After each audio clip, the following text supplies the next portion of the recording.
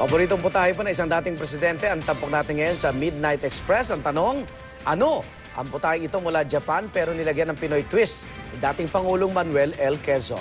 At dati pala'y puro mga lalaki lang ang nakakatikim nito. Bakit kaya? Sasagutin na yan ni Mickey Aldair.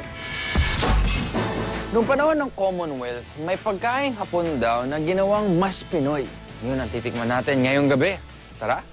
Noong administrasyon ni Pangulong Manuel L. Quezon, may isang Japanese restaurant sa Maynila na dinadayo dahil sa kanilang sukiyaki. Favorite daw ni Quezon ang putaheng ito, pero ginawan ni Quezon ng twist ang Japanese dish. Pinalagyan niya ito ng mga native nating gulay para magka-Pinoy touch at tinawag niya itong Pinoyaki.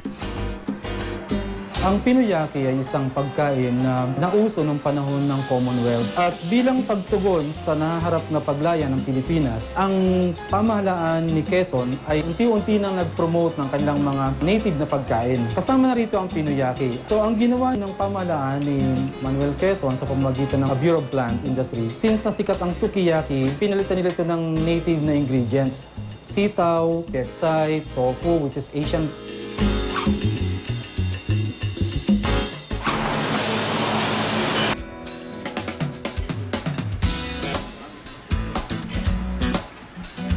Medyo weird to.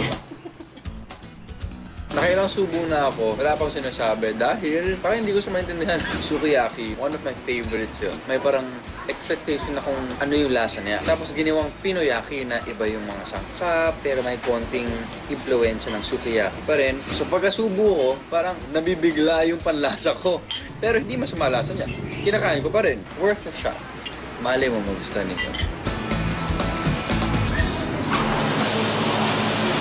Noong panahon ng Commonwealth, espesyal ang turing sa Pinoyaki. At alam nyo ba na tanging mga lalaki lamang ang nakakatikim ng Pinoyaki? Noon kasi sila lang ang pwedeng sumabak sa politika at umawak ng matataas na pwesto sa lipunan. At ayan, Pinoyaki. Kahit medyo hindi ko maintindihan yung lasa niya, may halaga pa rin siya sa ating kasaysayan. Ako po si Mickey Aldair, this is Midnight Express. Good night!